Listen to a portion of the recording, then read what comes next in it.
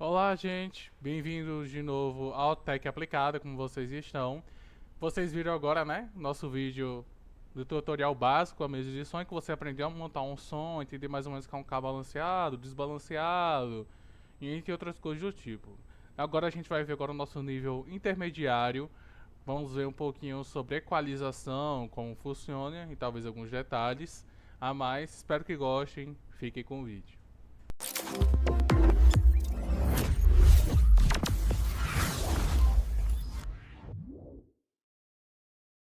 Galera, tudo bem com vocês? Vamos lá agora começar. A montagem de som não iremos fazer de novo, né? A gente já explicou como é que é. E bora partir agora para a equalização, que é a nossa parte principal agora de hoje, desse nível médio. Bom, né? Estou aqui com o microfone. Vamos entender por que a gente utiliza a equalização. A equalização é ideal para que a gente possa ajustar o som de forma mais agradável ao som e também para favorecer às vezes a voz de um cantor da pessoa que está falando, por exemplo. Porque, por exemplo, se uma pessoa tem uma voz muito abafada, fica mais complicado de entender o que ela está falando. Então é necessário a gente tirar esse abafamento por meio da equalização. Eu vou aumentar um pouquinho o som aqui, ó. Pronto. Dado isso, o que a gente vai fazer agora? A gente vai... Não, ó, oi, som. Oi, som. Aí aqui aumenta, pronto. Vamos agora aprender a equalizar. Para que a gente tem nessa mesa de som uma equalização com agudo, médio e grave. Nas digitais, agora, atualmente, existe outro tipo, em que geralmente, às vezes, é o quê? Agudo, médio grave e grave. E para que cada um serve, né? Às vezes a gente não tem muita noção. De forma leiga, né? Da forma como explicar, o agudo é aquele que vai dar um pouco de brilho na voz. Ou seja, eu vou mostrar aqui um exemplo. Estou aqui um pouquinho longe, né? Para não ir pro microfone do celular direito. Eu vou falar e vou diminuir primeiro o nosso agudo e depois aumentar. Estou diminuindo o agudo, estou diminuindo. Tá vendo que o brilho da voz está sumindo? Ó, sumiu, o brilho da voz sumiu. Mas aí se eu começo a aumentar o brilho, aumentando tudo errado, gente, desculpa. Ó, aqui, ó, se eu diminuir o brilho da voz, né? Ou se eu diminuir o agudo, o brilho da voz vai diminuindo. Quando eu aumento, ó, fica como se fosse muito mais agudo. Cadê? Dá um brilho maior na voz. Isso é ideal. Só que a gente tem que ter um pouquinho de cuidado. Por quê? Lembra da parte da microfonia? Quando a gente tem muita microfonia, às vezes é por questão do agudo, questão do médio, que a gente não entendeu o que é. Então, embora a gente queira, eu quero equalizar a voz de uma pessoa desse estilo, evite dar muito agudo, muito médio, muito grave, ou até tirar muito. A não ser que seja algo mais digital e que você consiga fazer de outra forma. Por quê? Porque aqui a gente trata de frequências de som. Que, por exemplo, é de 50 a 20 mil Hz. Em questão de frequência, a gente tem cuidado em mexer. Tá vendo? Então, o agudo ele ajuda muito em dar brilho na voz. Então, se uma pessoa está falando algo e não está dando para entender, a dicção está meio ruim, só aumenta um pouquinho o agudo. Pronto. Agora o que a gente faz? A gente vai para o médio. O médio, de maneira leiga, é o que seria basicamente uma nasalização da sua voz. Ela vai deixar um pouco nasalizada. Digamos que, por exemplo, sua voz, você tá lá, o povo cantando, e você vê que tem uma pessoa lá cantando também, só que a voz dela não tá aparecendo. E tipo assim, você não pode aumentar o ganho e tudo aqui para aumentar assim, para que ela possa se escutar às vezes. Por quê? Porque pode dar risco de microfonia e também já está ajustado. Então a gente às vezes pode utilizar o microfone ou o médio para dar um pouco de nota, para que a gente possa notar a voz dela. Eu vou mostrar aqui, ó, a diferença. Eu vou tirar o médio, ó, tirei. Tá vendo, ó, que meu som não tá tão nasalizado. Agora quando eu aumento, ó, tá dando até um pouquinho de microfonia, mas não tem nenhum problema. Mas ela vai dar nasaliza um pouquinho a sua voz. Não sei se está dando para perceber, mas vai dar uma nasalizada. E aqui, ó, ela tira. Ela está em meio termo, então nasalizar a voz e tirar um pouco do grave. Então, tem um pouco de cuidado. Agora, vamos entender uma coisa. O nosso grave, como eu já disse, é a voz grossa, né? Então, se eu quero uma voz mais grossa, aqui é o ideal. Tá vendo a diferença quando eu aumentei? E eu tô nem fazendo uma voz grossa. Agora, quando eu tiro, ó, tá vendo a diferença que é? Então, isso é o cuidado que a gente tem que ter na hora de equalizar. Vamos mostrar um exemplo de microfonia, né? Que é quando eu exagero. Deixa eu ver se a gente consegue fazer aumentar aqui, aumentar o médio, tirar o agudo. Será? Tá vendo? O que aconteceu? Eu botei muito, exagerei. Por quê? Porque eu acho que vai dar ideal. Não, vamos aumentar aqui, ó, pra ver como é que fica. Será que, ó?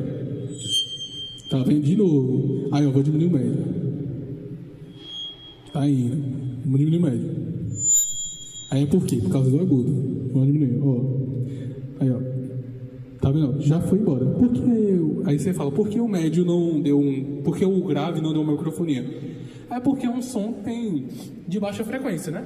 Por ser um som de baixa frequência, acaba que, por exemplo, é de algo de 0 a 1000, não lembro direito como é que é, mas é uma frequência muito baixa e acaba não dando tanto problema. Mas também não é ideal que vocês exagerem no grave por causa disso, porque ainda assim pode dar. Mas você vê que os principais motivos de dar uma microfonia é quando a gente aumenta muito o agudo e o médio, e ainda mais quando a gente exagera aqui no som. Então, dito isso, a nossa parte de compreensão sobre equalização é basicamente isso, não tem nenhum problema. A gente ainda consegue aplicar alguns efeitos, isso aqui eu já fiz aqui, isso aqui é ok. Serve basicamente para nivelar a quantidade de efeito que vai ser feito para a caixa de som de maneira geral. Para cada canal tem como você aplicar o efeito, a quantidade de efeito, dosar ela. E aí temos a maneira geral, como a gente vai já dosar o efeito. Vocês irão perceber que os efeitos só são aplicados se a gente liberar em Master o efeito. A repetição e delay só serão aplicados se a gente puder liberar. E além do mais, vocês irão perceber em seguida que ao aumentar esse FX, ele vai dar um pouco de reverb também na voz. Oi. Oi. Você não tá vendo, ele tá repetindo. Vou aumentar aqui o delay agora. Oi. Oi. Oi. Oi. Oi. Ele tá repetindo. O repetição tá repetindo o que eu tô falando, ó. Oi. Vou fazer isso, ó. Oi. O delay ele tá atrasando minha voz. Então eu desligo. Oi. E esse FX é como se fosse um pouco de um reverb. Mas pronto, a parte de efeito é simples, é só isso, não tem nenhum problema. E agora vamos para o que chamamos de auxiliares, né? Os auxiliares agora é outra etapa do remédio, que é algo que você usa. E para que serve esse auxiliar? É justamente para que eu tenha a capacidade de que um músico, uma pessoa que queira monitorar, por exemplo, como é que está o som, eu posso mandar para ele sem necessariamente estar tendo que alterar aqui no master. Tendo que alterar aqui, eu não vou precisar estar alterando essa parte. Ou alterar, por exemplo, em alguns detalhes aqui. Eu não quero estar alterando isso aqui para mandar para um auxiliar, não. Ou para mandar para uma caixa de som. Então eu uso o auxiliar para poder, como já disse, auxiliar as pessoas a entenderem, ao escutarem o som, o retorno. É muito comum a gente ver músico utilizando para escutar sua própria voz. Porque ele nos permite isolar o som de cada um. Vamos ver essa diferença? Só que qual é a diferença agora? A diferença é que agora a gente tem o que chamamos de um cabo aqui, ó, auxiliar send. Vocês vão enviar um auxiliar, que é P10, e eu mandei para minha caixa de som na entrada de linha de novo. É o mesmo estilo, não muda. Então, vamos fazer um teste aqui. Eu vou usar aquela mesma caixa, vou tirar e colocar essa ali, para a gente entender como é que funciona aqui. Pronto, eu conectei aqui o nosso som aqui na auxiliar. O que essa auxiliar faz aqui? Eu tenho que, antes de tudo, mexer aqui, ó. Aqui que vai aumentar o som do auxiliar. Por quê? Porque não é por aqui agora que eu mexo. Você pode ver que aqui tá nem aparecendo nada de som aqui, como antes. Se eu marcar um PFL aqui, ó, oi, sai. Isso aqui eu vou explicar daqui a pouco. Mas, essa é a ideia do auxiliar. Eu peguei 2 microfones aqui para a gente poder entender a diferença. Se eu tiro isso daqui, ó, oi. Você tá vendo que eu não vou estar me escutando. Mas se eu continuar falando, é que agora eu só tô com uma caixa de som. Eu ainda assim, mesmo diminuindo aqui, o povo, as pessoas que estão no show, escutando o som, ainda assim escutariam por meio daqui, né? Que estaria aumentado, ó. Tá vendo? Aumentei. Ele até recebe som, só que por quê? Porque não tá sendo nada, porque não tá conectado a nada. Mas você vê que, mesmo sem sair nada, ele recebe. Então aqui ele permite uma comunicação. Então eu vou agora usar o microfone Bluetooth. Vocês estão vendo que não estão me ouvindo, né? Por quê? Porque no auxiliar ele tá desligado. Se eu tivesse ainda aqui, mesmo aqui, ó, oi, som, ele estaria recebendo. Só que agora eu vou aumentar o auxiliar. Oi, som. Tá vendo que agora ele recebe?